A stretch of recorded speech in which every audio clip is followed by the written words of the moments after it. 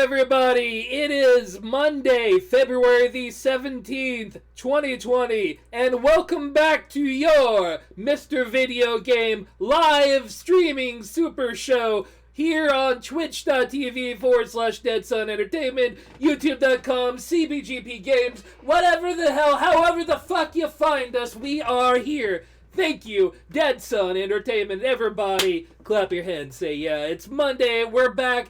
God forgiving everything. Hopefully we actually don't have technical problems today, and fingers are all crossed. I'm Slacker Kite, I talk to people and whatnot. Of course, we have people with us here today, and boy, I should have thought of word speak what to fill up time, but let's just say we've got two people who you know you love. We've got good old Lady Merowyn, Lindsay, whatever the hell you want to call her. She is back this week. I am back after my failed, not-so-hostile takeover attempt. You're Canadian. I tried. How hostile could the takeover be? I come bearing poutine to lull you into a false sense of security that, blah, the channel's mine! And of course, returning as always, our good boy who knows all of the published words and things and speaks well. It is Brian, aka Wonderboy. So it turns out the technical difficulty was inside of me all along, because apparently, and also I will say this much, Merowyn, your takeover was successful, but in a different way, because apparently the bug spread to my entire body. I am coming off of a flu that has racked me for the past week. So, Oh no! like literally, this is the first day that I've actually done any work since Wednesday. So, like, I am actually feeling, this is the first time I've actually felt comfortable actually, like, jumping on a microphone again or sitting behind a keyboard again, and I blame all of you. I blame all of you for getting me sick. Oh no, Even the though I've computer been viruses are people. Exactly. You shot it through my headphones into my home where I don't interact with anyone at all except for my partner, and y'all got me sick. All of you. It wasn't the train that I rode, it was all of you. It was all of us. That Yes. definitely includes Kelverin and all of those other fancy people who follow us here at CBG or Dead Sun. Oh yes, no, any of you fools that have come on this show and this chat room and have participated at all in this, you are on that train as well. You all got me sick. We're all fools. That's right. We'll blame Peter. He's not here to defend himself. Hooray! Scapegoats ahoy! So As I sip my tea. You've been sick. I'm going to guess that's how your week's been. I mean, for the most part, yes. It's been pretty crappy. I slept a lot. I drank a lot of tea and water. I didn't play a ton of stuff. I did try and play a little bit of Apex, or I tried to play some more Apex. Try and get some more experience with Season 4. That didn't go as well as I wanted it to. I ended up winning one game and then bounced off because I started getting lightheaded from standing up. Oh, good. Because that was really stupid. Yeah. And then I basically phased out of playing any games for the rest of the week after that. I have been keeping an eye on stuff, and I've been looking into some things that interest me, but I haven't played anything per se. I did, like I talked about last week, I did go back and rewatch the Dragon Ball Fighters World Tour Finals for the second time, because the first time wasn't enough. I needed to watch it again, and it holds up. Second time around, that tournament was fucking balls to the wall awesome, and I loved it for just how positive it was, as opposed to, in along with how exciting it was to watch. So that was my week. That, and then just a whole bunch of cough drops. Merowyn, I hope your week's been better. Fuck Valentine's Day. Here. Oh, all right. Those are It words. is a hollow Hallmark holiday that really has no place in society. And the fact that people are continually surprised by a holiday that shows up on the same day every year. It's not like Mother's Day that changes. It's not like Father's Day that changes. it's literally the same date, and people are surprised. They need to stop. Oh, so it sounds like your work has been great then. Oh yes, so great. Well, I was in the lovely state of North Carolina the last week, and I happened to see the Sonic movie. That's about all I really can say that I did. It is a movie that exists, and you will walk away from it going, "That was fine." It's a good Did movie. did you see the amount of money that movie made this weekend? That amount of money is ridiculous. It has blown away even the Pokemon movie. I am so pissed that it made more money than Detective Pikachu did. It in its made more opening weekend. money. It got better reviews. It just people seem to like it more, despite the fact that it's a generic kids movie that doesn't offend anything. It's fine. It's got a few really awkward like, "Hey, Olive Garden, don't you want to eat there, buddy?" It's got a few Really? of those. Oh, yeah. Without giving too much away, boy, Olive Garden and Zillow both get really awkwardly placed advertisements.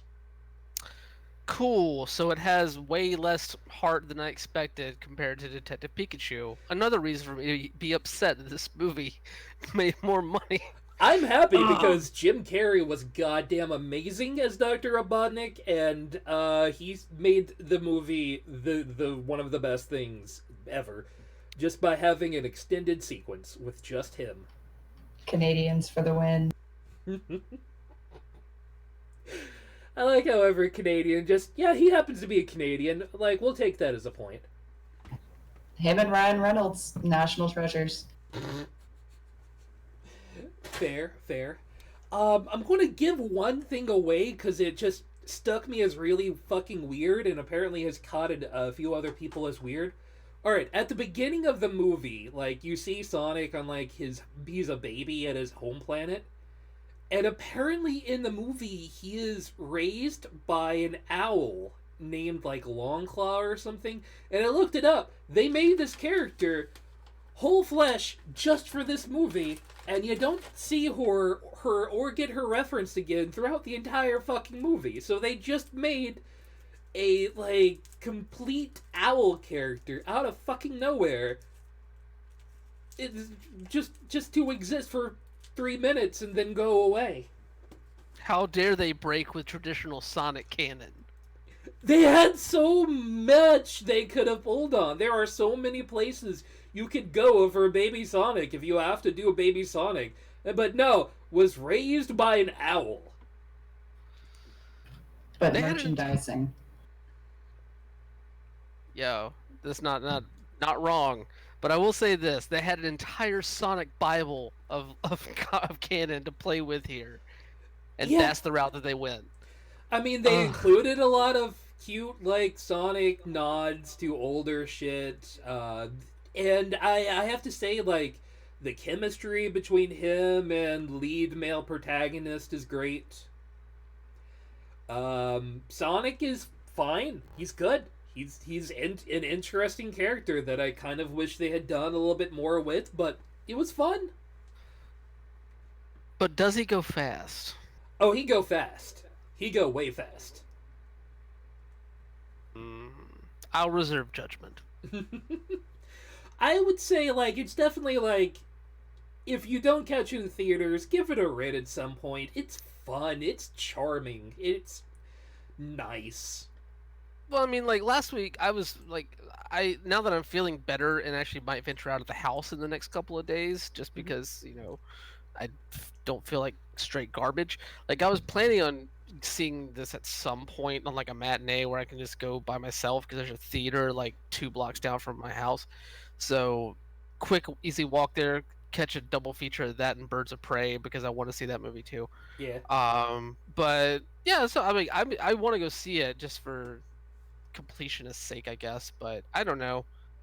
I'm still a little bit just about this, and especially now that it's made itself my enemy because I love Detective Pikachu so much, and this movie has made more money, and I don't like that. And I hate that I have that mindset because I criticize that mindset so many times, especially about something that we're about to talk about later on in the show.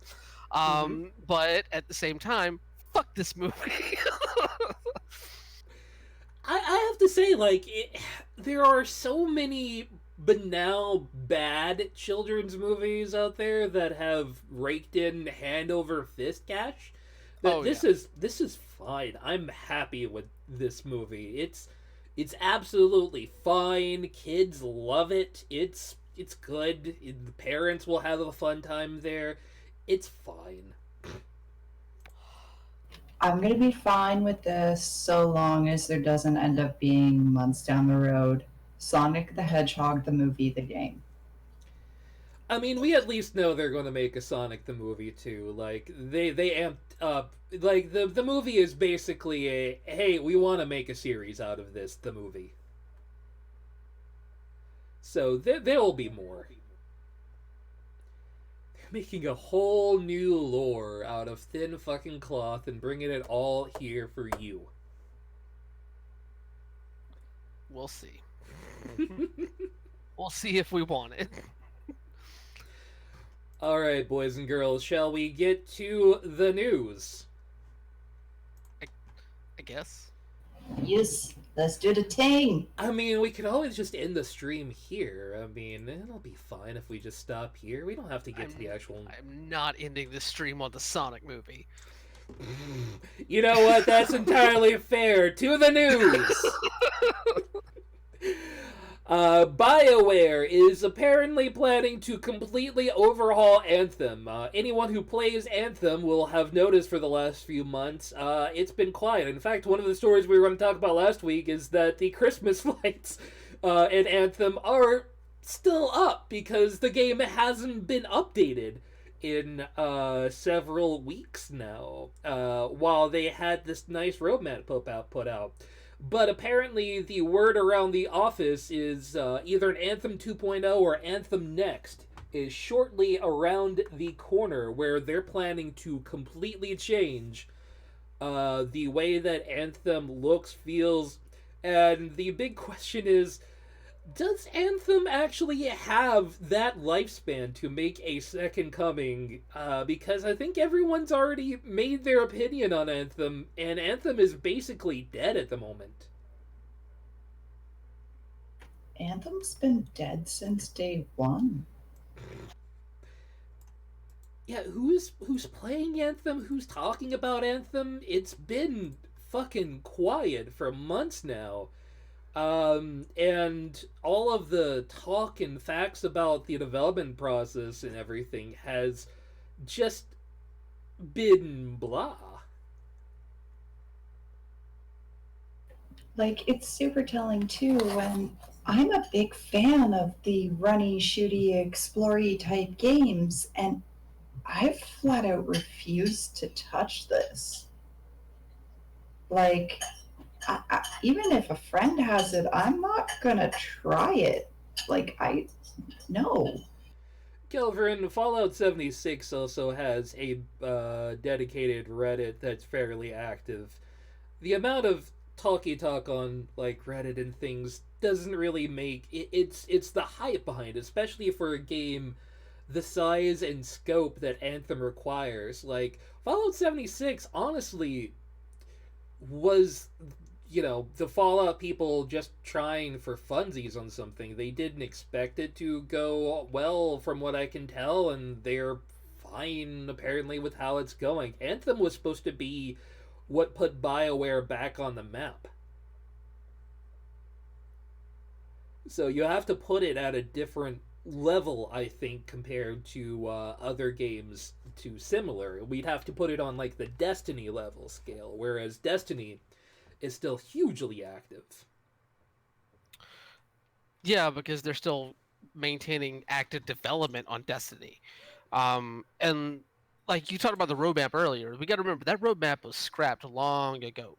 Mm-hmm. That thing, they have not had any clear direction for what this thing. I'm surprised they even went in to add Christmas decorations to things for that, honestly. just based off of how they've treated Anthem's ecosystem since they decided to pull the plug on the roadmap and all the added cataclysms and all that other stuff.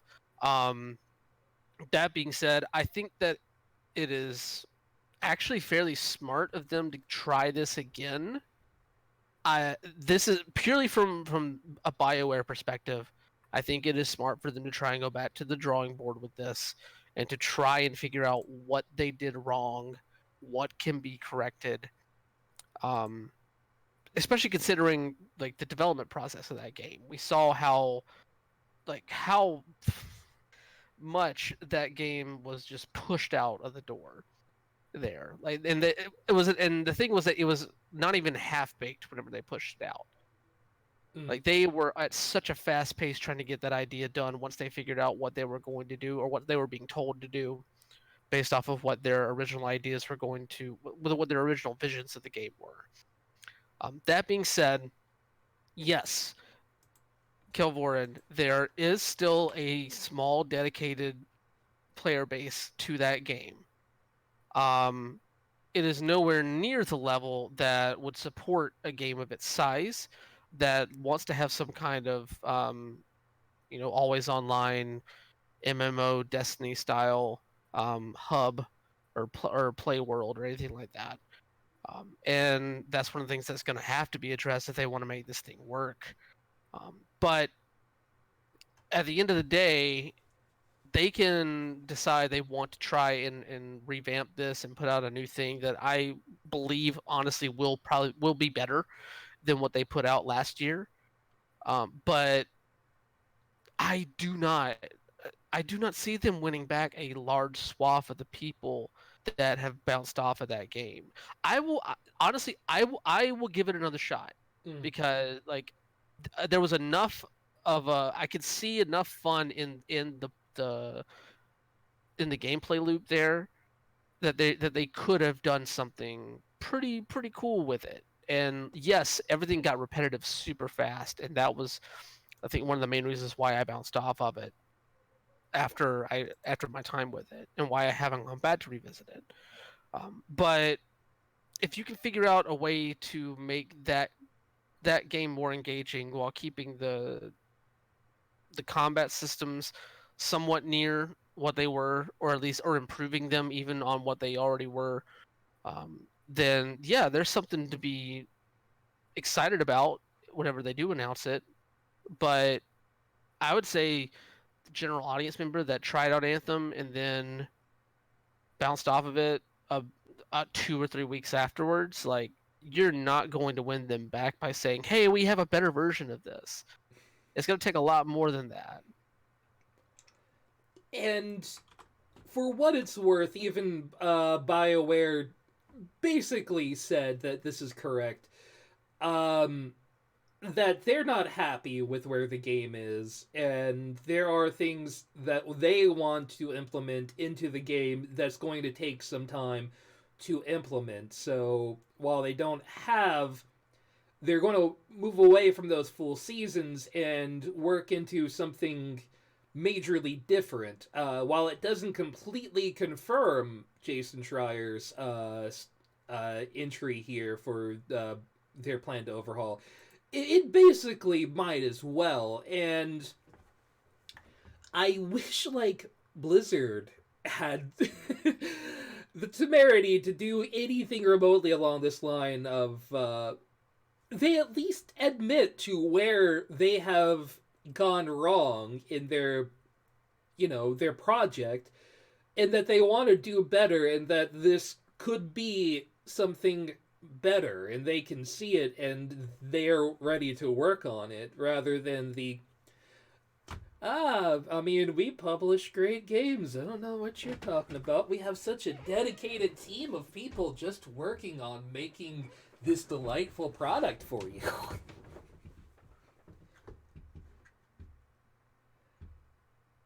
But at the end of the day, like, that sort of boils down to a difference in, like, operational philosophy, I would say.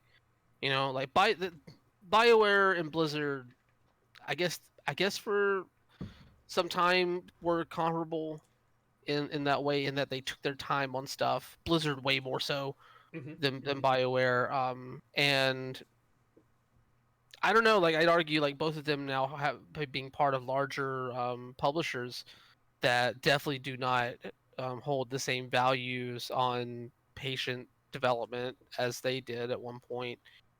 Um, I mean, BioWare obviously as a studio creatively has not fared as well as Blizzard has. Hmm. I would say in their experience under EA. Um, I mean, you had some successes at the out of the gate, but over the long term, like from Mass Effect 3 on, I think that they've definitely hit a vein of mediocrity. I Definitely. guess we maybe like Dragon Age Inquisition maybe being the one like bright spot in that phase of BioWare. Blizzard, on the other hand, I don't even know what to say about Blizzard right now because their messaging is all over the place with their esports stuff, with their development stuff, with their the way that they're interacting with Activision as a company. The all of the BlizzCon stuff that we've seen, like even the stuff that I'm critical of for the fan base of, like it's still there. It is still something that is like continued to be pointed at Blizzard as criticism. Mm. Um, but all that being said, like it's good to see a company that's willing to go back and to say and acknowledge their failures. I think Blizzard has been a company that's done that. They just always they've done that more indirectly than anything. Hmm. And they have not done that much underneath the Activision umbrella. I think maybe Merowyn can speak more to that. More of a I think Merowyn watches Blizzard more closely than I do at points. Maybe they would have a better example or better insight on that.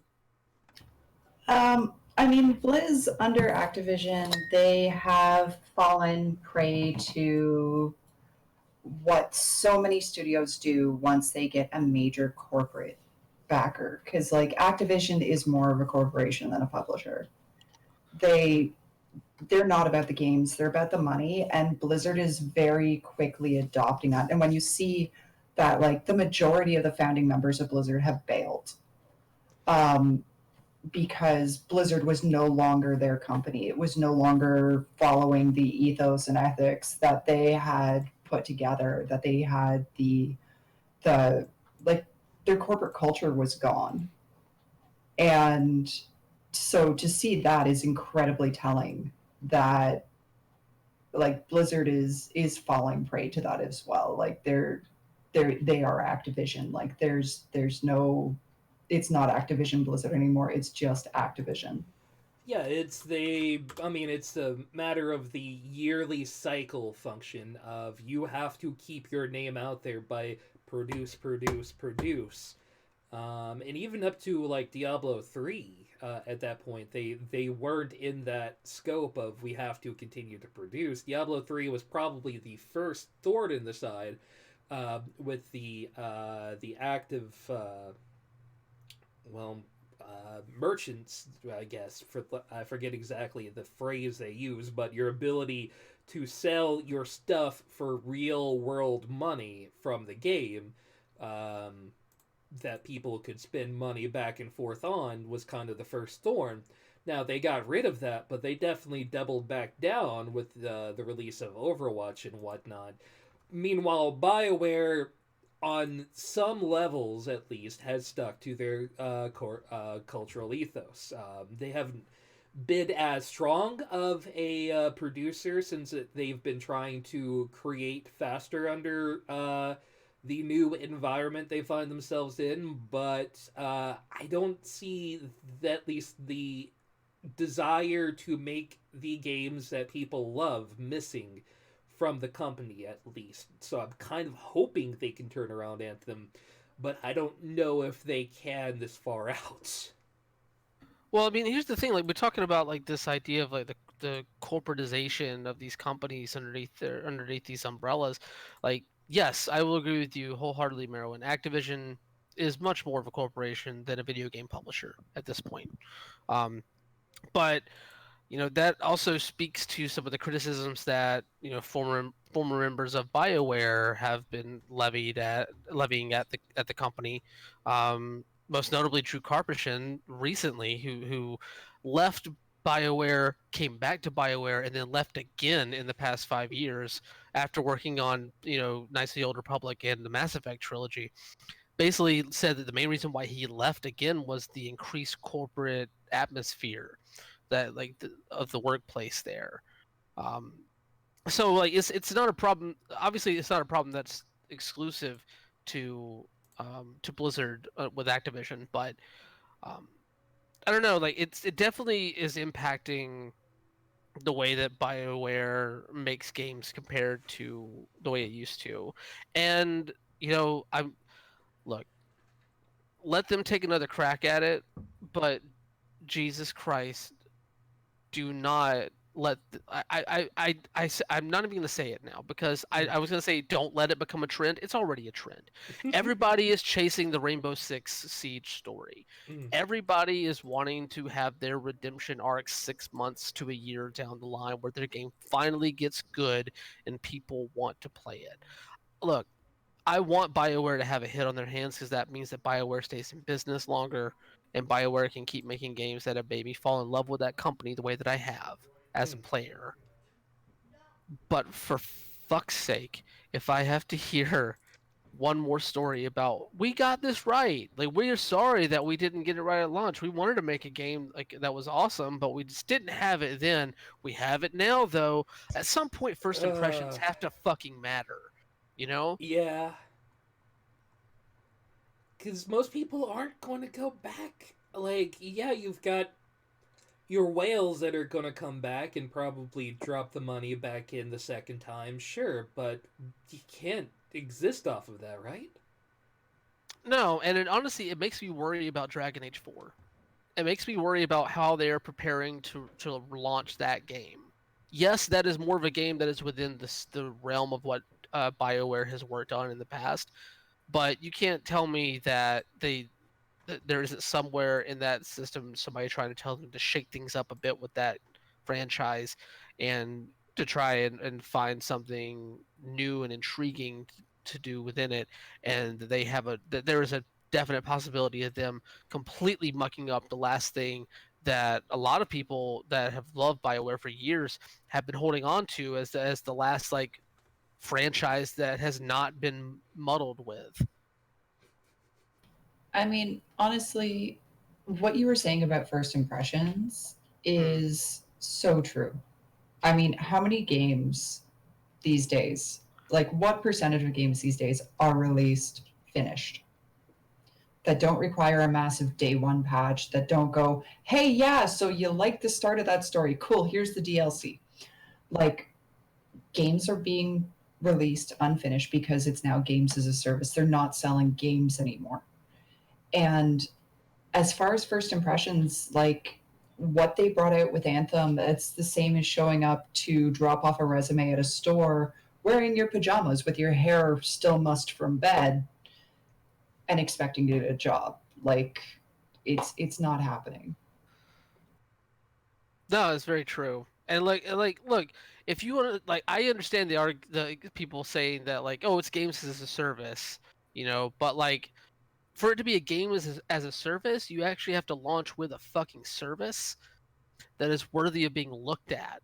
Like what Anthem launched with was not anything for people to really sink their teeth into for long term. Like I played the entirety of that launch title.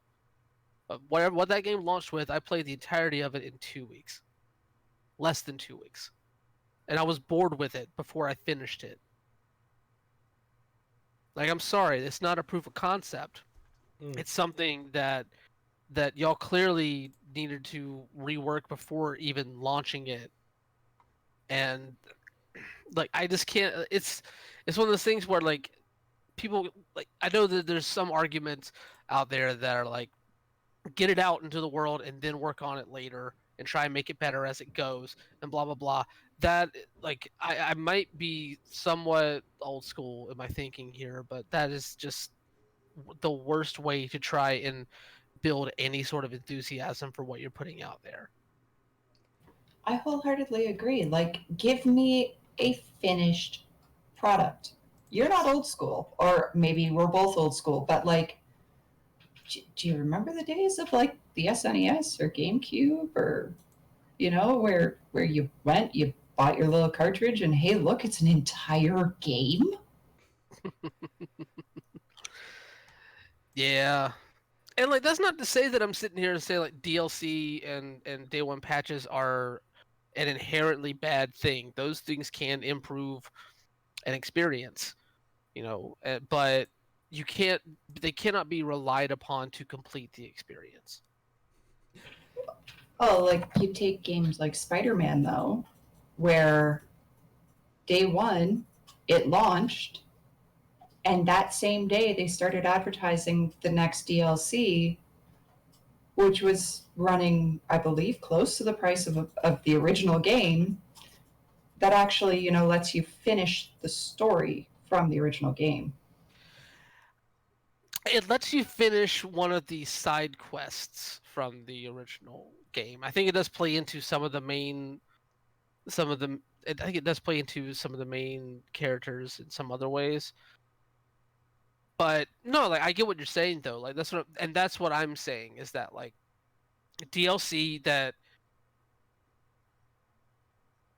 accentuates what you already like about the original game. Let the original game exist as something in and of itself, and then the DLC is add-on stuff that is not inherent to the main through line of the game that you are releasing. Let that accentuate everything. That's what I'm talking about. I'm not sitting here saying Spider-Man got it right because that shit with that Black Cat stuff really pissed me off. So, like, we're on the same page, I think, in that aspect. It's just one of those things where, like, it's not inherently a bad thing to have a day one patch. It's just as long as it is done for the right reason, Yeah, I mean, I get things go wrong with launch. Yeah. And sometimes you're stuck scrambling going, oh shit, oh shit, oh shit, oh shit. But when you launch a game that doesn't function, and then you have to patch all the stuff that should have been done 6 months before launch. At least we're not getting like the Mass Effect 3, like buy the DLC on day one so you can have an entire character sort of stuff, Eh. Yeah. I feel like we have flogged a bit of a dead horse, and I would rather flog a different dead horse myself. So I'm going to move on to the other dead horse that we're going to flog, E3. Because you can't make fun enough of E3 lately. Oh boy. Let the ranting begin.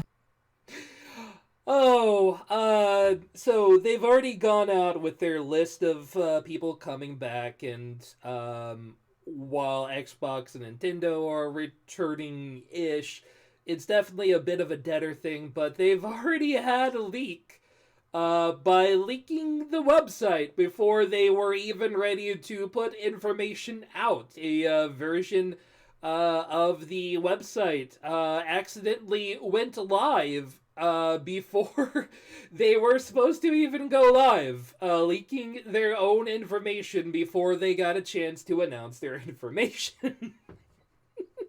Wait. Maybe this is a publicity stunt going, see guys, it's not just your information we're leaking, we're doing it to ourselves too. Everything gets to leak with E3 to the point that this is a joke. Like, this is the headline. E3's latest leak is its own website. Because they have leaked so much data at this point, it's just expected by now.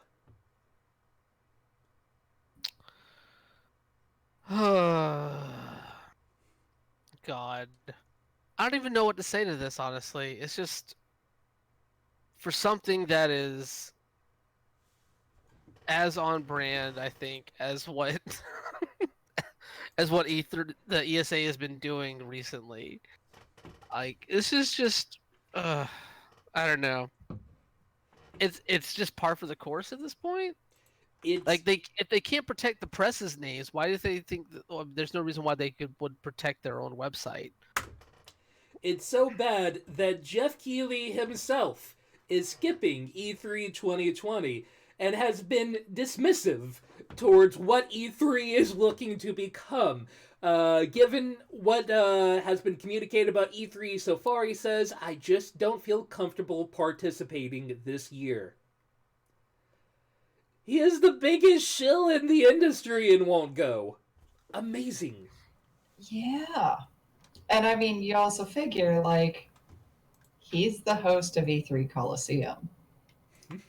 What are they going to do now? Are they going to get Pitchford to do it? Because I'd watch that. Oh, speaking of which, I got an email to my professional email recently. And this mess just made me think of it. I need to see if I can find it. Give me a second. But it was about this conference that is happening that I've been apparently invited to. But it's about like new trends in gaming and things along that. And they're like, we're bringing in some fantastic speakers to discuss all of the latest and greatest. And their featured speaker is none other than Randy Pitchford. No. I want to get a trip down to LA just so I could attend this and laugh my ass off. I would film it for you guys. I don't know if you want to film anything that involves Randy Pitchford, just based off of what he tends to film. You have a good point. Allegedly. Let's put up those air quotes. Likes to film magic tricks and whatnot. Anyway. No, that's real weird. I don't know. Yeah, well, I don't know what E3 is going to plan to do there, but yeah, Keely's gone. He'll be there though at the end of the year for the Game Awards. So that's fine. It's fine. Real quick, have y'all looked at a lot of the pages for this website that have been archived now that has gone private? I can't say that I have. Okay, do you want to? Let's see here. Participating companies. I have a list of participating companies in E3 2020 according to this. I don't know if this is an actual list, so don't quote me on that, but I have a list here. Sure, it's not that exciting. Like, it's just like, a lot of publishers and everybody. Most notably, like Amazon Game Studios is apparently going to be there. Ubisoft, THQ Nordic apparently is coming back this time around. All the heavy hitters, Take-Two, Square Enix, Activision, blah, blah, blah. What's really interesting, though, is how they're breaking down the attendee registration stuff. So for the public, they've charged people to come in for part of the conference for the past couple of years. For the entry-level public badge, you get 2 days at the conference for $165. That's just to get on the show floor. That's it. That's just a basic. That's a basic one. Okay. They're also introducing, I think that this is the first year they've done it, something called a premium badge, where you get 3 days access to the expo. You get access to a VIP lounge, dedicated service for E3 hotel reservations with access to the best available hotel selections through E3 housing, catered breakfast and lunch every day, exclusive industry CEO VIP receptions, daily networking receptions, access to the exhibit hall through a dedicated VIP entrance, access to LA Live activations. Remember that word. And then discounts for premium badge holders at the merchandise store. How much would you pay for all of that? $250? $1. Just remember the basic, just to get in the show floor, 165. Mm-hmm.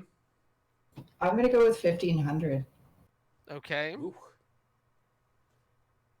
$995.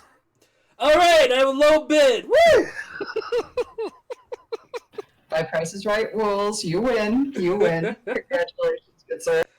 They $995. Fuck that. Fuck that. Am I wrong? But fuck that. Fuck that. I don't think you're wrong. I think that's like, and that just goes to show more and more like the direction that this show is going and why people like Keeley are pulling out. You know, like it's not serving the same purpose that it used to, and arguably it shouldn't in some ways because we have other companies have other means of getting their products and news about their products out to people on a more regular basis throughout the year. E3, is not the end all be all for announcements. The fact that Sony is not unveiling the PS5 at E3 this year is very telling about that. Mm-hmm. So, oh no, you don't even get everything that comes with a press pass with that, Coop. Like that's not like it's almost there, but not quite. In some ways, if the press actually got some of that stuff, it would be kind of a little bit. But no, like, it speaks to the reasons why a lot of these people are pulling out. It doesn't serve the same purpose. They don't need E3 the same way that it used to. So it makes sense that the ESA would try and pivot to a more like user facing thing. But also E3 as a show itself is not really conducive to that. Even if they try and change it, it's still not going to be conducive to that. They're trying to have their cake and eat it too. And I know that they're saying they're still going to have dedicated areas for people to conduct business, and there's going to be at least I think one day or some time every day for people there from the industry and from press to have access to the show floor before the general public is let in, like they did last year. But at the end of the day, like this is a very very unconstructive morph job that E3 is trying to do, and it is not doing it very very well. They just keep having misstep after misstep, and the more they try and move towards this user friendly show, the more they're going to lose the people that people are going there to see. Like, because you don't go there to play E3 is not a conference you go to play games at. If you are going there thinking that you are going to go in there so you can play all the games before they come out, you are going to be sadly mistaken. That's what PAX is for. Exactly. And that's the reason why PAX pulls as many people as it does. There's a reason why they keep adding a new one onto it every fucking year, it feels like. Because that's what PAX does. That's what EGX does. There's conferences that serve those purposes already. TGS does that better than E3 does. Gamescom does that better than E3. Gamescom does E3 better than E3 does now. It's just one of those things where like E3 is making itself more archaic, and their changes in their ways that they're marketing themselves makes it feel like they are heading even further down that path now. Blockbuster territory. In a way, yes. I mean, Blockbuster clearly would have held on for another few years if they had activations. But it's. I don't want E3 to die, but it is becoming less and less interesting. The more I look at it, the more that they keep putting out. Not to mention the fact that they still have not properly addressed their fucking bullshit with the leaks. I know that they said that they're changing their practices with personal information, and what they require from people applying for press badges there. But you didn't even say sorry about that shit. Fuck you. I think E3 has just become a victim of its own success because they've been around for so long, because they used to be so exclusive to, like, unless you're press or in the industry, you ain't getting in. And everybody, of course, because if it's exclusive and you're not allowed, you want to go. They thought, oh, hell, we'll just keep doing this. And then we're going to stay at the top forever. And then you've got these formerly smaller cons that are just outstripping them entirely over and over and over again. And they still refuse to learn because they are still stuck in the headspace of, well, we were one of the first, we're the best. So, I want to move to, while we're still looking at this whole list of things that we're just kind of beating dead horses on, and we're where we are. Starbreeze Entertainment. I want to hit this one real quick, just because, and thank you, James Batchelor, GameIndustry.biz, rada rada. Man, Starbreeze, that whole thing keeps getting so much weirder to me. Basically, saying that the guy dumped money when he knew that Starbreeze was going under, and they have 2 weeks to appeal the conviction, but otherwise, $72,000 was seized in regards to the whole affair, and that's a whole just addition to the weirdness that has been going on with Starbreeze. I'm not surprised. Like, really, this isn't surprising news.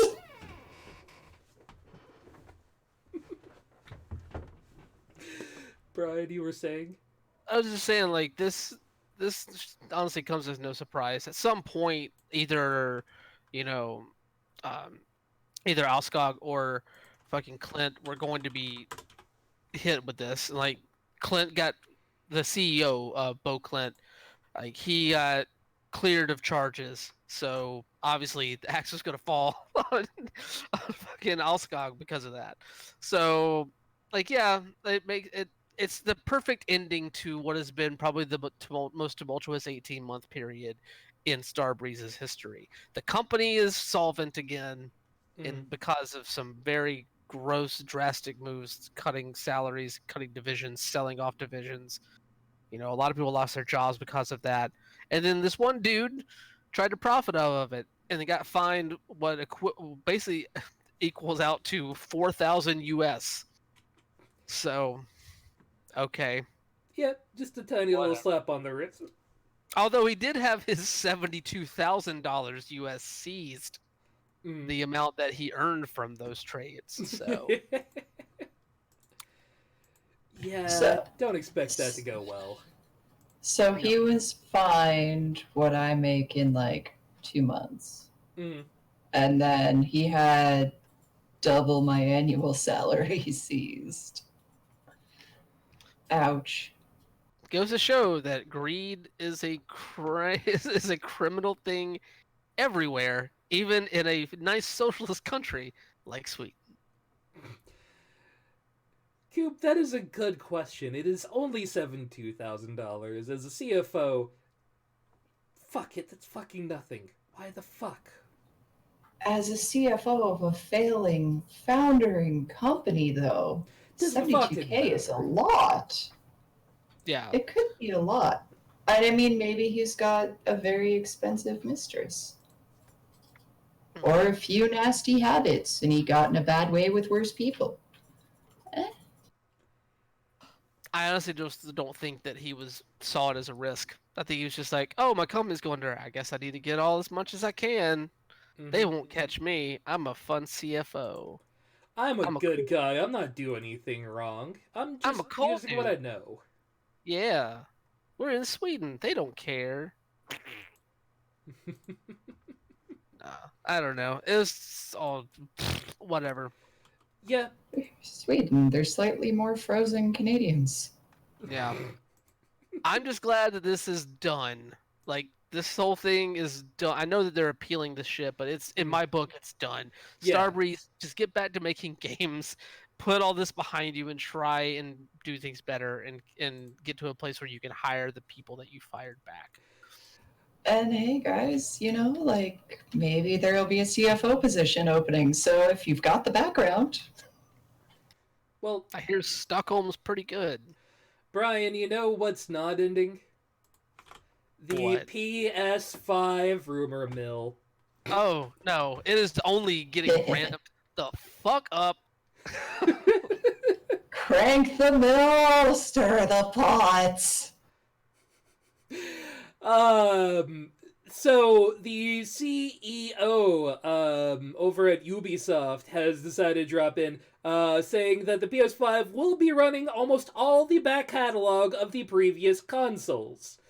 And people have been saying that the PS5 will be fully backwards compatible. Some going as far as to say that the Vita is even going to be in some form of compatibility for the PS5, which would love to see, but I'm going to fucking hold my breath on that. But hey, well, I would imagine the CEO of Ubisoft's got to know something, right? We need a salt bay gif here because this is what we need to take it as, is just grain of salt. I mean, yes, take it as with a grain of salt, obviously, because I mean, there's really no final word on this until Sony says so. But honestly, before Eve Gibbon said anything, I would have already assumed that the PS5 is going to have at least some form of backwards compatibility built into it. I mean, it's one of the things that modern audiences clamor for in their consoles, and it's the reason why Xbox has been so forthcoming about their plans for backwards compatibility for their consoles. You know, the fact that they're saying Xbox One games will play on the Xbox Series X or whatever they're calling. Yeah, that's what they're calling it. That's what it is. Um, you know, the fact that they've already said that those games will play on that system, like, it speaks to the fact that that's just a trend that is a necessity now for the console market. So yeah, if they, you know what, if they want to throw Vita stuff on there, go for it. Just go fucking buck wild with this shit. You know? Well, and I mean, if anything, like the purchasing trends over the last couple of years show that us gamers, we're a nostalgic bunch. Like, that's why you had the runaway successes with all of the classic consoles and the mini consoles that brought back our childhoods.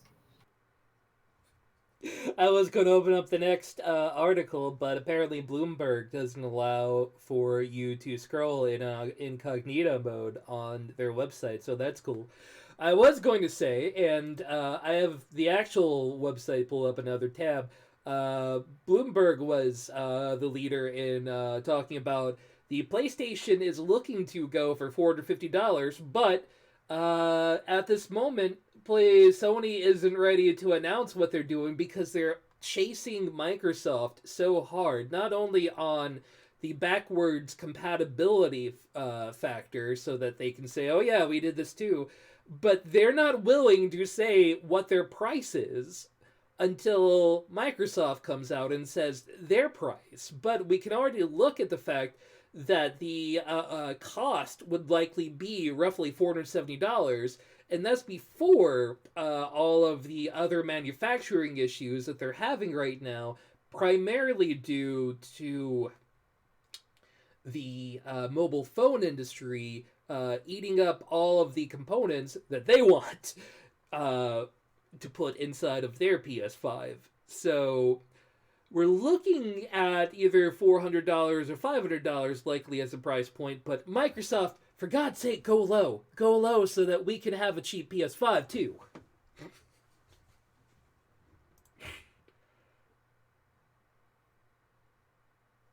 I mean, Coop, if you go that route, there are mobile phones out there that actually have better processing power and better graphics rendering than gaming PCs. Some gaming PCs out there for a fraction of the cost. Oh yeah, my mobile Yeah. phone is great at rendering that bullshit. While my old the laptop I'm currently running the show on, oh, it's not a happy boy. Like, well, you figure the fact that my PC shipped with 4 gigs of RAM and it cost me like $1.5 grand all told. And the fact that my phone shipped with 8 gigs of RAM for like $600, and that's an outright price. That's not a contract price. Like, Um,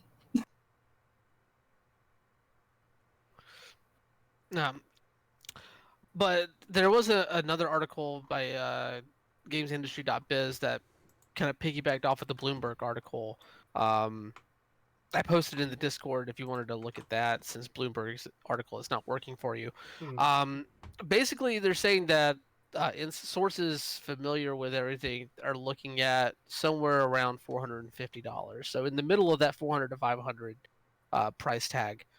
But it is very much, like you said, dependent on what Xbox places their console at, which honestly I think is interesting to me because Sony, they have the market in their hands right now. They won, for lack of a, I hate saying someone won a generation, but if you look at sales, the PlayStation 4 won the last console generation. Hell, even Switch is outpacing the Xbox now at this point, so they did not do that well this year, and this is their market to win back through hook or crook, basically.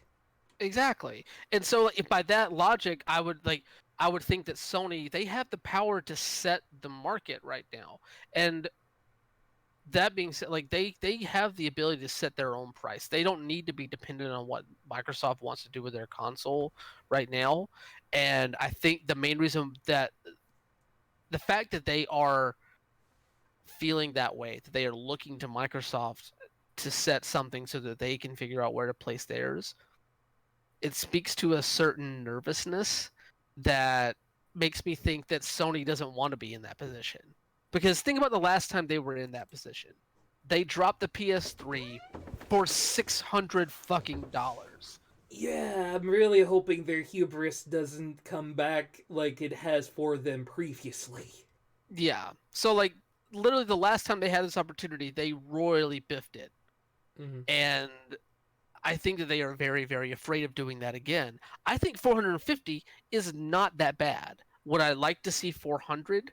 Yes, but I get that these consoles, the parts in them are going to be more expensive, and hopefully we won't have to rely on, bumped up consoles like 4 years down the line, like the last generation did, where they put out, the high res versions with the Pro and the the whatever they ended up calling Scorpio. I can't even remember right now. That speaks to how much Microsoft has in the console branding market right now. So it's one of those things where, like, I honestly think Sony is afraid to set a number. I think they are genuinely afraid to fuck that up again, especially considering that Sean Layden is not there anymore. Sean Layden was the one that pulled them out of that.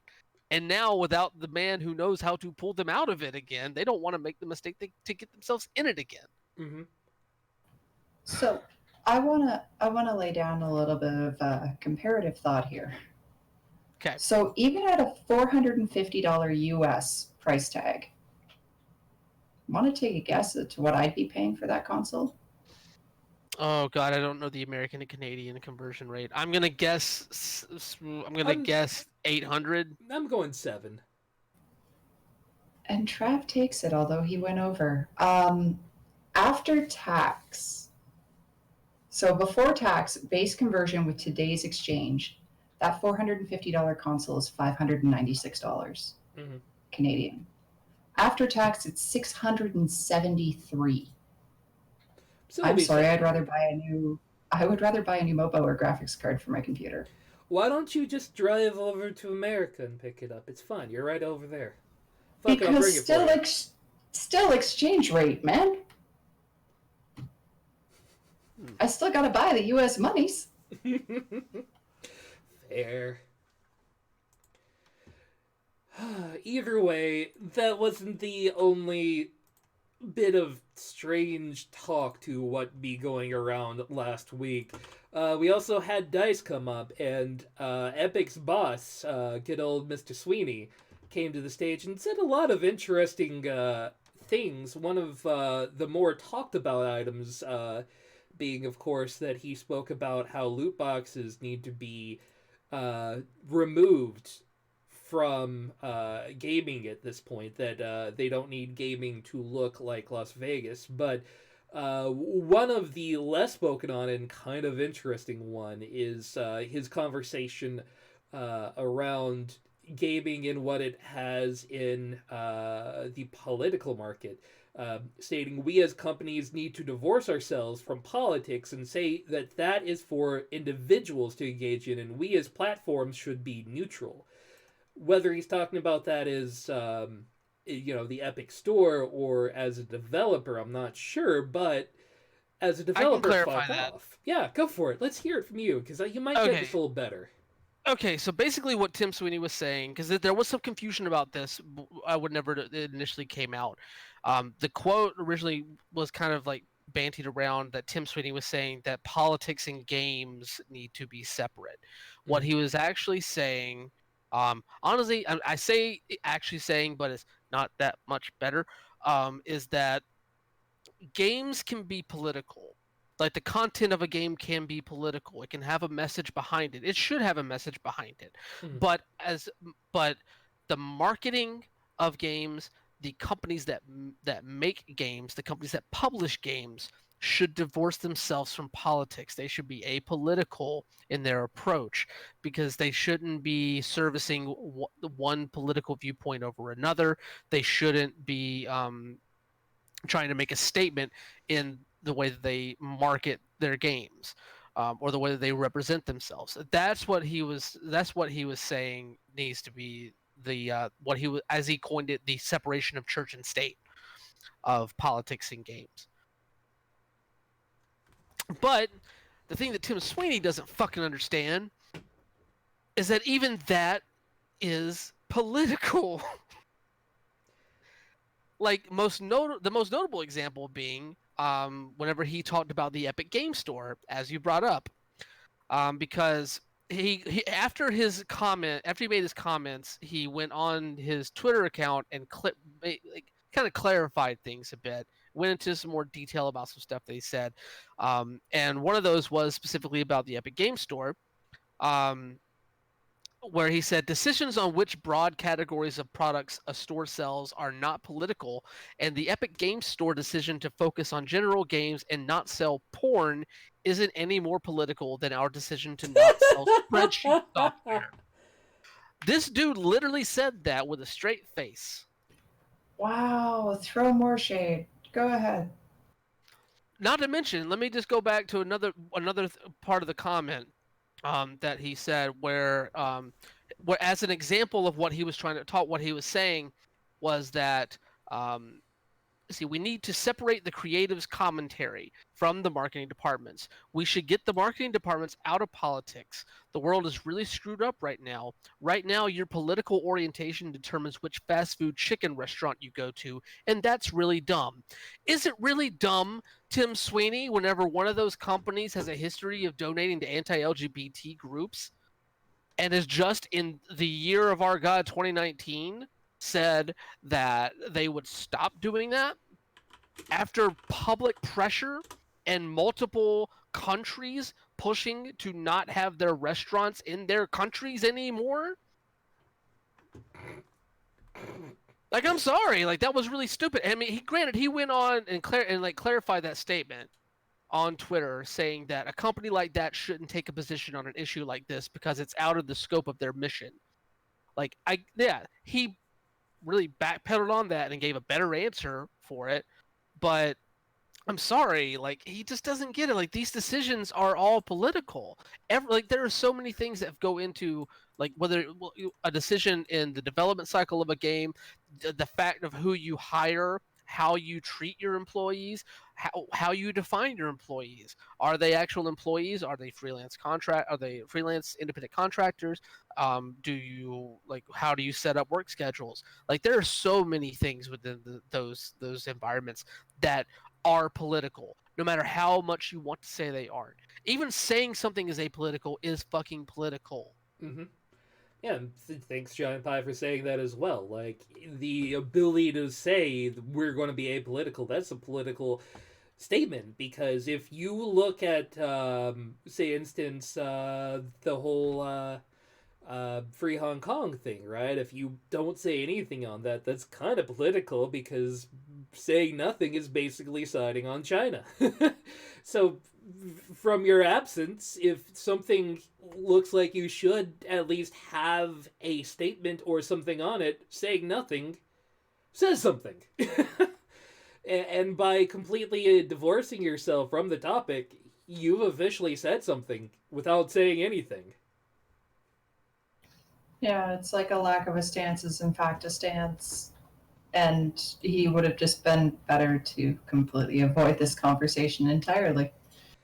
You know, you could have just focused on the statements, along the lines of we need to get ourselves out of, relying on loot boxes and things along that line to, make ourselves start looking better in the eyes of the industry. Um, that's a tough thing to say for the person most responsible right now for Fortnite, which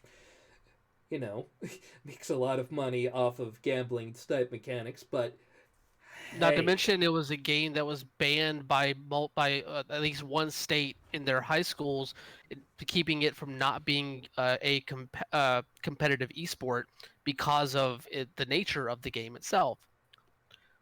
Because they don't want a game where you shoot people being played in high schools for uh, obvious reasons. none of it's political. No. Oh no, it's totally not political, guys. It's okay. The world's safe. We're following Tim Sweeney's line of thinking now. Yeah. Fuck's sake. I'm not mad at Tim Sweeney. I just think that this is a guy that's a little bit divorced from the reality of the creation space rather than as a marketing guy. It's because he has the billionaire mindset now. Mm. That's it. That's the only reason why. It's because he has the billionaire mindset. Mm-hmm. Like, that dude has more money than he knows what to fucking do with, because of how successful Epic has been. And more power to him. That's fine. But it changes the way you think about these things. And I don't know about Tim Sweeney's thought process before Epic got as successful as it has. I don't know that. So I can't speak to that. What I can speak to is what I've seen him talk more and more about over the past few years. And it is a talking point that holds no weight. I at least None. appreciate his talking point on, outside of your company, once the people are playing the game, if they're in the middle of a competition or they're streaming it and they make a opinion based on your game and make a statement with that should be fine because that is somebody utilizing their platform in space, which is at least somewhat better than Valve and Blizzard have looked recently. I agree with you on that. He was very supportive of people like within games with like players and consumers being political about that sort of stuff and being able to speak their minds. But it's not just reserved for that crowd, and it's not just exclusive to that crowd. Like these issues permeate every facet of this industry and every other industry. You know, Mm. politics are an everyday thing. You can try and avoid them as much as you want, but guess what? They're gonna It's be there. there. They're there. They're not going away, and you might as well fucking engage with them and try to figure out whether you're on the right side of it or not. On a lighter note from DICE this year, hey, Goose Game won for best game of the year. For the best game of the year, Goose Game best game of 2019. Yes! I'm not gonna argue with it. I'm perfectly fine with I it. will. Okay, well, let me see. What else was nominated for the DICE Game of the Year award? Disco Elysium, Outer Wilds, Okay. Death Stranding, and Control. Okay, well, Death Stranding should not have been nominated. I can Amen. agree with that. Number one. Once again, I will say I had it on my Game of the Year list. Not worthy of nomination in this category. Any other game, though, should have gotten it. Goose Game is only here because it became a huge fucking meme. I Goose- would argue that it's not just because it's a meme. Merwin, I'm sorry. Go ahead. Goose Game was probably one of the most pure, fun, entertaining, well-rounded games that I have played this year, or last year rather. Honestly, it was a complete game. I'm sorry, it wasn't even the best puzzle game of last year. I honestly think it deserves this. Okay, look, I'll put it this way. Like, I honestly, looking at the list, Disco Elysium would, in my brain, that's the game that should have won this. But I'm not going to sit here and say that Goose Game shouldn't have. Honestly, all of these games, Death Stranding aside, could have won this category. They could have won this. All four of these games would deserve that. You know? I would rather see Death Stranding win. I would rather see Death Jesus Stranding Christ! Fucking setting napalm on the bridge. Damn. win. I like you're Baba gonna Is wake You far better than Goose Game. It was such a better tonally and gameplay game.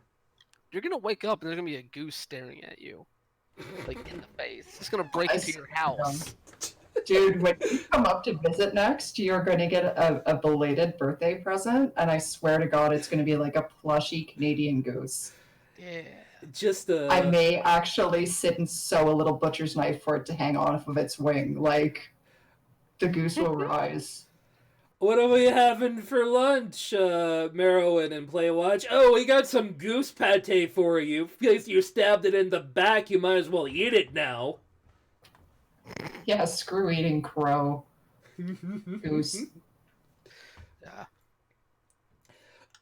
The other winners you can see here. Action Game of the Year went to Control. Family Game to Mario Maker 2. Just a whole lot of good things. Wait, Oh, hey, hold up. Mario Maker 2 won an award. Family Game of the Year. Come on. Dude, racing Oh, game is of the it- year went to Mario Kart. Well, that's fine. Mario Kart That's fine. Tour! Oh God, never mind. Why would that? Okay, I have to go look up the actual nominee list for this. But oh, for hey, all these look! awards. Outstanding Achievement in Game Design went to Baba Is You. I'm fine with that. That actually has some really good game logic in there. This is a great game. I'm sitting here looking at this list, and I see Goose Game 3 times. They took a lot of shit. Outstanding Achievement in Character. Untitled Goose. That goose was fantastic! That's right. Greatest protagonist that never spoke a word. Goose. He is the mute version of Deadpool. Game of the Year. Outstanding Achievement. Greatest Character. Hey, you don't fuck with that goose. It's better than Sam Porter Bridges winning. Well, Death Stranding did get audio design and technical achievement, which I kind of agree with. The game was fucking pretty and sounded great. Yes, those are the best aspects of that game. Okay, real quick. I'm not looking at the list. Who won outstanding achievement in animation? In animation, Luigi's Mansion 3. Okay, good. Days Gone was nominated in that category. If Days Gone had won, I would have rioted. Disco Elysium took story, though. That makes sense. Disco Yeah. Elysium, right? I will give Good. that. Like, wholeheartedly, I will give that. Yes. I'm trying to see where the family game. Here we go. Blah blah blah. Oh come on. Okay, Super Mario Maker 2 should not have won that award over Ring Fit Adventure. Ring Fit Adventure was nominated for Family Game of the Year. That should have been the winner. I could agree hands with down. that. Yeah, I definitely agree with that. Because, like, not only is that a great family game, like, it's trying to better people. Yeah. Like, Also, get you to Mario a Maker, health- Go yeah. ahead. As I say, like Mario Maker 2, not as good as Mario Maker 1. But the other ones nominated were Yoshi's Crafted World, Dragon Quest Builders 2, and a short hike. So See, I never played Yoshi's Crafted World. I did play Yoshi's Woolly World, and I would have put that in my top for family game because that was really cute. yes. So you want to hear the nominees for Racing Game of the Year that apparently Oh, Mario yeah. Kart Tour beat out? Yeah, please, because Mario Kart Tour does not deserve it. If there was a other racing game, like I played a lot of that game, and I still don't think it deserved a fucking award. Yeah. So F1 2019, No, Dirt Rally 2.0, no. Trials Rising, Maybe. and here's the one that I think is the true travesty: Crash Team Racing Nitro Fuel. Fuck off! Oh. You Yeah. put Mario Kart Oh. Tour over Crash Team Racing? Yeah. So who did Nintendo pay? Well, you know who Oh. Nintendo isn't paying anymore. Oh, F Nintendo. that's right. An oddly specific yet perfect title for a website, Yeah, you know, considering our next story. I'm guessing in Portuguese, this is better, but so they finally tracked down where the leaks for Pokemon Sword and Shield came last November, and they tracked it down to media company F Nintendo, a company that they worked very closely with apparently, and now the website will no longer be getting fucking anything from Nintendo. Not a goddamn thing. Yeah, Ouch. this was kind of an odd way for this news to come about, though, because normally, let's put it this way, F Nintendo is not the first website to break embargo on stuff.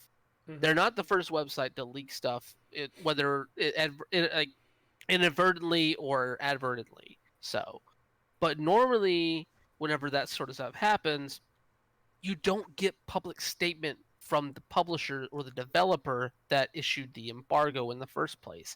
Normally, this stuff is kept very quiet, and you'll usually get a like a stern talking to from PR people at the company, and maybe there'll be like threats of not being able to receive like pre-release products for coverage anymore. Sometimes you'll just be blacklisted. Like, I saw there's an article on Vice Games where they referred back to Kotaku being blacklisted by Ubisoft and Bethesda, for the stories that they ran on leaked information from both of those companies.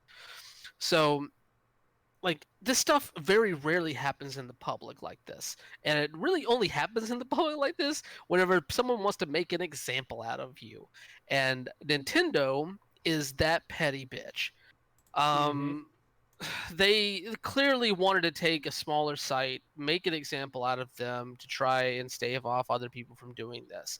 Now, for the record, F Nintendo has since apologized, admitted that they did post some stuff early, and they have cut ties with the reviewer who provided the material, and that Nintendo came down upon or cited specifically. The reviewer hasn't been named, but either way, the relationship with F Nintendo is over. They are trying. I'm sure F Nintendo would want to patch that up at some point if Nintendo ever sees it in their corporate heart to forgive them. But yeah, like this is just one of those things where like Nintendo saw an opportunity to make an example out of somebody for leaking information about one of their most closely held and popular franchises in Pokemon. And like I get why Nintendo was upset about that information being leaked. Like no one wants their stuff leaked, but the video game industry is full of that shit. Oh yeah. Shit leaks all the fucking time. And like no matter whether you're frustrated or not with it, like if you want to find people that you can claim are responsible for it or that claim the responsibility themselves for it, that's fine. But there's just something that doesn't sit right with me with Nintendo going public with this and publicly acknowledging that they are just fucking cutting ties with the website because of this. This could have been handled in a different way where you're not. This all speaks to intimidation, personally. No, I'm Yeah. with you entirely on that. This was an intimidation move because Pokemon was your big boy, and because they put out images before the game was released, suddenly everyone was throwing shit fits all over Twitter. So they got pissed off, and this is the result. And I'm sure it wouldn't be hard to find out who got released from F Nintendo recently. And I am sure that person is going to have a real fucking hard time finding a job in the game industry anytime soon. So, this is some bullshit. Hi, buddy. We got Kitty. Yeah. Fuzzy Kitty! Hi, Yeah. fans! How am I supposed to pull up more stories while I have you here? Yeah, okay. Go on. Oh God. I just looked at the next story. Oh wait, She no, is I our didn't. mascot. Never Yeah. mind. And of course it's a Bloomberg article, so we won't be able to get the whole thing. Oh wait, no, never mind. It's working for this one. Fucking weird. Anyway. Nice. Yeah. So, while we're still speaking on Nintendo, they are apparently losing a lot of their bases where they create stuff for the Nintendo Switch. Due to people with the coronavirus, it has highly impacted their hardware shipments, which so far have only caused issues in Japan, shortages prior to releasing. Wow, Animal Crossing, brain, thank you for keeping up here. But it's going to start impacting North America. While Japan is 21%, we're talking another 43% chunk, and Europe probably shortly after that. So if they cannot make that amount of money, they are losing huge swaths of money that could have been made out of, especially with a huge release like Animal Crossing. Say what you will, but the Animal Crossing community is fucking rabid and will buy goddamn anything in order to play Animal Crossing. Well, I mean, we saw this during the E3 where they were announcing the Animal Crossing. Joan kind of lost her shit. Yeah. Yeah, and Joan isn't even the worst of the people who are big fans of the Animal Crossing. So, yeah, that Animal Crossing limited edition console is delayed, but it should still come out, and America should still get its full cast of that. But after that, it's kind of a question mark, question mark, question mark scenario. Yeah, I mean, basically, coronavirus is affecting tech production in a lot of areas, not just in the video game sphere, Mhm. with everything. And obviously, like some things are more important. Like I want the people in China to get better, and I want people to obviously need to figure out what's going on with the virus itself. But in terms of what we're talking about here specifically, yes, this could be severely detrimental to Nintendo's bottom line. It comes at the worst possible time, um, and I don't know, like seeing. I don't even want to think about what the Animal Crossing audience how they would react whenever there's a shortage of new consoles to hit shelves around the time that game is coming out. Like, granted, yes, a lot of Animal Crossing players are going to already have a Switch, I would say, but that game is also a console seller. Mm-hmm. And whether it's the special edition console or just a regular plain old Switch or even a Switch Lite, like there's going to be some form of shortage for a while in April, and I am very curious to see how that plays out. So I have an idea of how it's gonna play out. What you got? Well, us three were of an age, right? Hmm. Do you guys happen to remember way back in the day when we were wee little things, the the absolute riots over Cabbage Patch dolls. I don't remember them, but Or- I have since watched documentaries about that. Or more recently, like Tickle Me Elmo, I remember that one vividly. Furbies, Mm. the Hatchimals. Like, there were like 90-year-old grandmas bludgeoning people with their canes. These are all younger people, so they have more mobility. Like, I'm afraid. I pray for the retail workers. Yeah, remember the retail workers right now, because they're the ones that are going to get the brunt of the complaints at this point. What do you mean you don't have a Switch? God, it's only been out for 3 years now. Should be able to get this anytime. What do you mean Animal Crossing doesn't play on an Xbox? They're all the same. I mean, they are, but anyway. They are, but they aren't.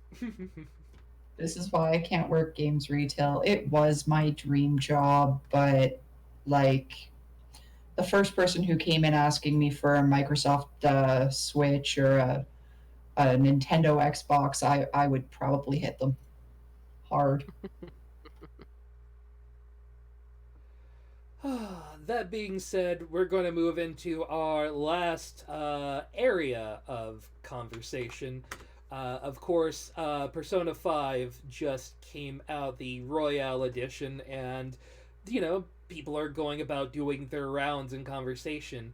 And one of the bigger things that have gone around Twitter in the Persona 5 fan sphere has been conversation over this little gem.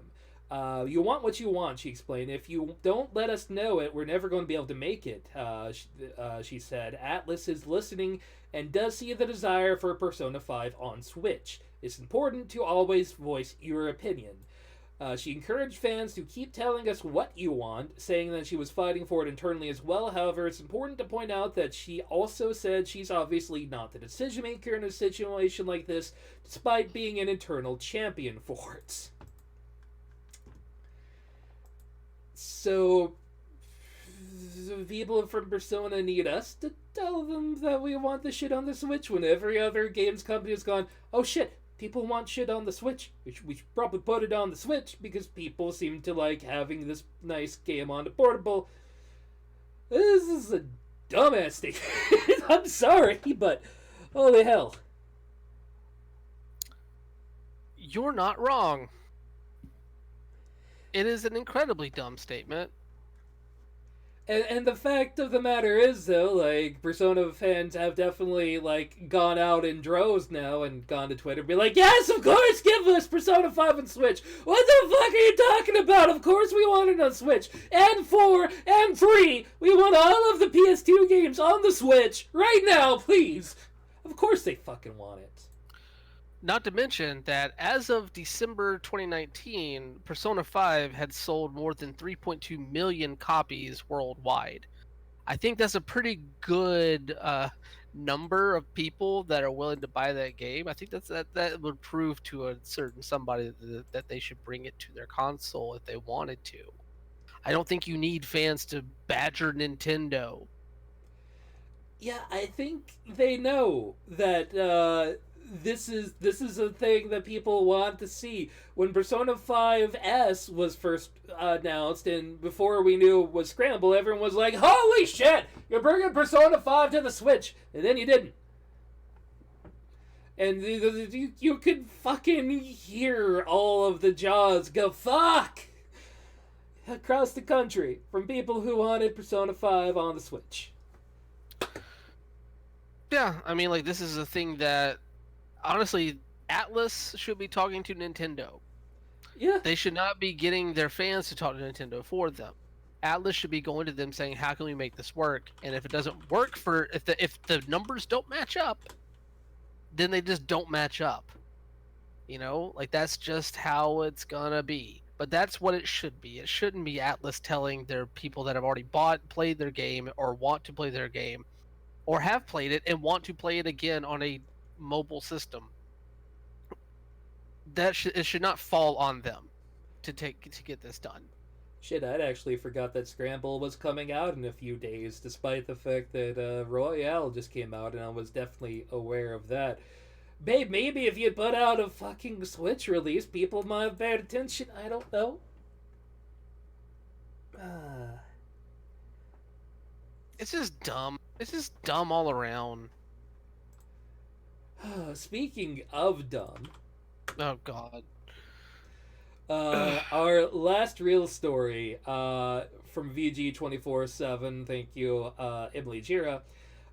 So while also talking in regards to bringing Persona 5 Royale to the West, the people doing the localization for Persona 5 apparently went hard back to the people back at Atlas and said, okay, in this release, we want to change a few things. And one of the major changes that they made in regards to localization was to remove the two scenes where one of the protagonists, Ryuji, is basically accosted by two older men. Which was, for a game where the first entire dungeon is about how weird and creepy adults sexualizing high school students is, and making all about that, is really tonally dissonant and kind of felt awkward. And I'm glad it's being removed, but why it's there in the first place, I don't really get.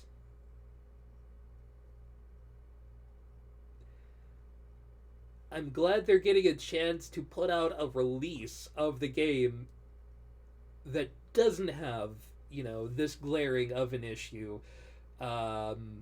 Especially making the sexualization of some of the characters in the game is really strange and out of fucking place for the conversations that they have in the game in the first place. And there's several scenes they could have really fucking done without, but I understand, like, on a somewhat scale, some parts cheesecake sells, and yeah, but I don't even know what to do with this information at this point, to be honest. Honestly, it feels like Atlas is trying to say, like, no, we did a good thing to in localization, changing something that was in the, it's still from what I understand, it's still in the Japanese release of the game. Yes. And it's also still in the original release of Persona 5. Correct. Both North American and Japanese releases. Mm-hmm. So they're saying that they've made good in one area of the world for a game that already has been criticized for it in its previous release. I'm glad that they're making the change, but you don't get the gold star. No. You don't get the gold star for trying to make this better whenever you are still having to go to the production department to ask for permission to make the change. This should have already been decided whenever you saw the criticisms that Persona 5 gotten. The changes should have been made in Persona 5. Yeah. Not Persona 5 Royale. This seems like an easy patch to do. The scene had no real bearing on the overall story arc or anything. This was a very easy thing to fucking remove. Yeah. It's just so odd to me that, like, they're touting this as like this huge progressive change, but we know Atlas's history.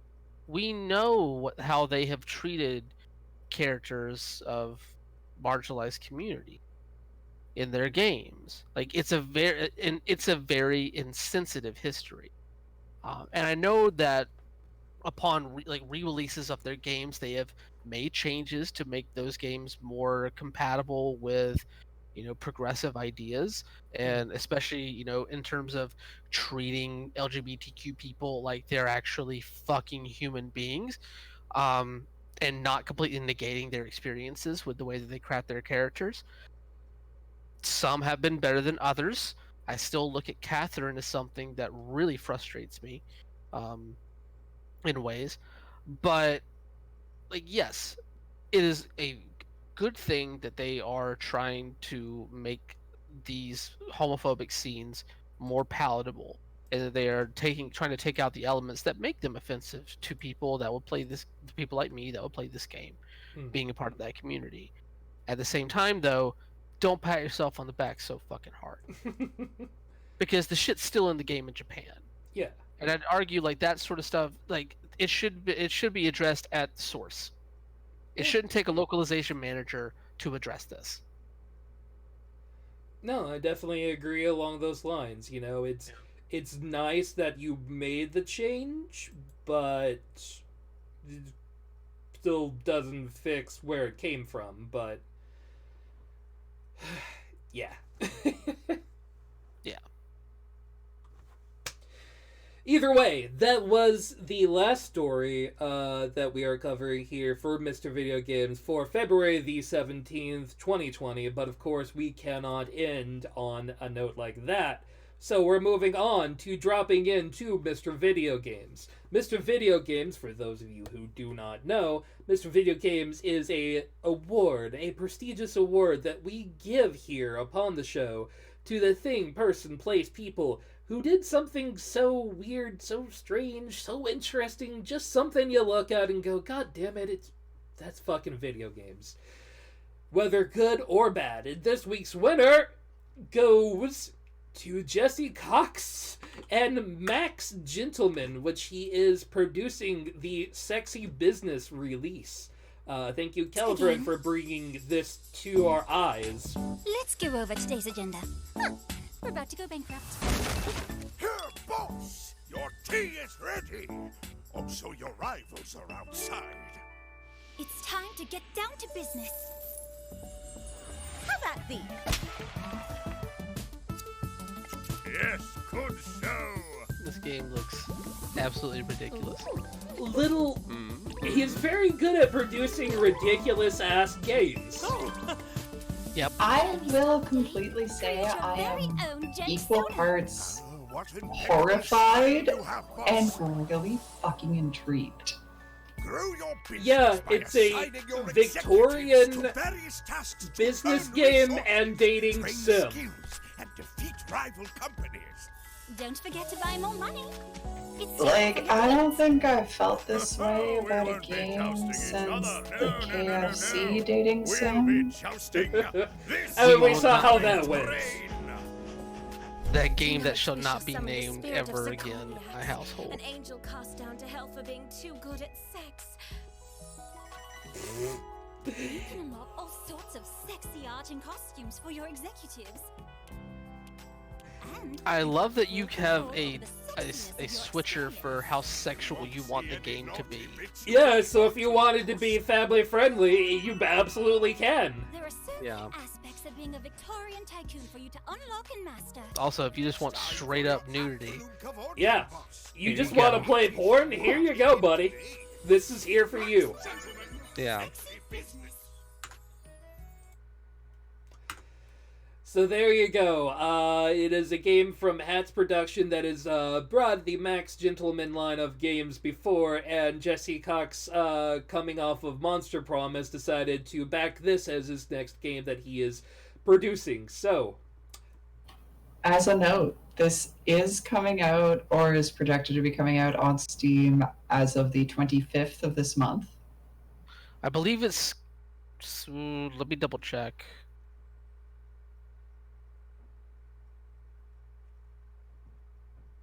Do a quick. If my computer will cooperate, I will do a quick search. Yeah, I've got it up on Steam now. Planned release date is the 25th of February, There we so go. approximately 7 days. Although I'm giggling over their content warnings. they actually were the company that released Oregon Trail before. That game was fun. Yes. So they have a mature content description. Mhm. May contain content not appropriate for all ages, or may be appropriate for viewing or may not be appropriate for viewing at work. Nudity, sexual content, general mature content. This game also has a multi-tiered safe mode system so you can customize your experience. Visually sexual content, textual romance, novel, interactive smut.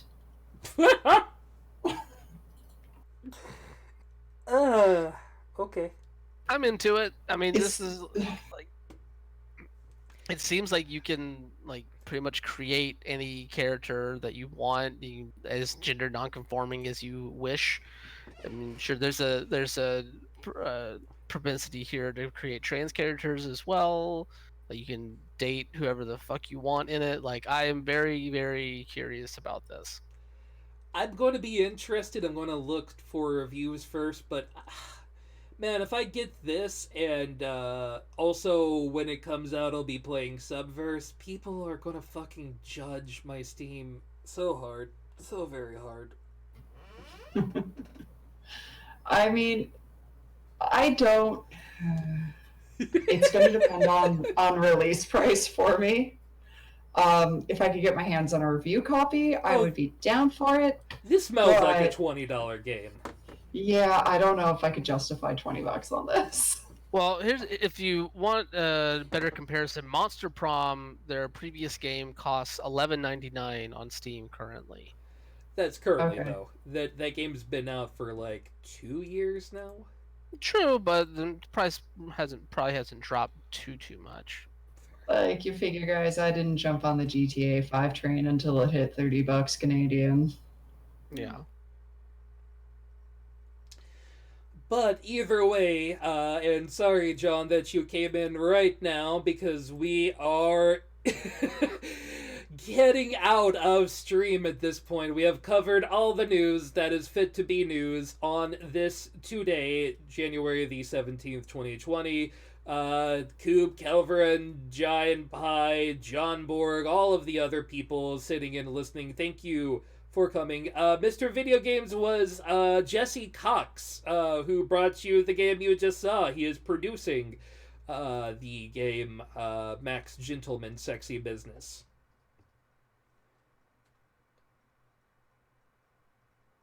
Am I still here? Yes. Okay. I just had a very short blackout here in my room, so that's cool. Anyway, Oh. I'm very glad that I have a laptop, because I think that was the reason that I did not go offline. Brian, any last words for us this evening? Just to be cool with one another, I guess. I don't know. I guess I can promote my shit. I know I've been sick all last week, so I don't have a ton of new stuff up over on outsports.com right now, but there will be new stuff coming. So if you are still interested in reading my stuff over there, it'll be coming there, as well as pacemagazine.com. And also, still have the queer wrestling podcast LGBT in the Ring going every Thursday morning. Those episodes have been a blast to produce. My last episode I did with Effie was such a fun conversation to have with that dude. He's one of the most prominent out wrestlers right now, and he was a treasure to have on the show. And we're just gonna keep it going forward, and I can't wait. Outside of that, though, just follow me on Twitter at WonderboyOTM. Follow that podcast on Twitter at LGBT Ring Pod if you would like. And other than that, just keep coming back here for more fun, and we'll see if we have more stuff to talk about, more stuff to write about. I have to get back into asking for review codes again. I gotta get back into that habit. Fucking sweet. Merwin, any final words? Well, I'd like to start with an apology. I'm sorry I haven't been streaming. Been trying to deal with some mental health stuff. I should be getting back to it soon. Just keep an eye on Twitter. But usually, guys, like always, be the change you want to see in the world. Be awesome to each other. You know, just try to have a good week. The world's a mess right now, but you're in control of your own world. I'm, speaking of, going to try to stream some Hades, probably this Saturday, so I'm going to knock on all of the wood near me for that. As well, of course, we are going to return to our normal Monday time period, so yay for that. And I am hoping that on Friday the 28th, more than likely, we will finally get to have a community night and watch the Mario Brothers movie together. I'll be mentioning that in the Discord on the announcements page, so remember to keep your eye out for that. And yet again, just want to remind everybody, youtube.com, CBGP Games. If you ever miss an episode of Mr. Video Games, I export to that channel. Lady Merowin, Wonder Boy, all of our Twitters are down below. MST3K absolutely will be allowed, Coop. That is the main reason we're going to fucking do it, because that movie is so goddamn ridiculous. You just fucking gotta. Either way, thank you everyone for coming. Follow us, watch our things. For fuck's sake, listen to Brian's podcast if you like wrestling. It's good content. Have a good night and a pleasant tomorrow. Bye.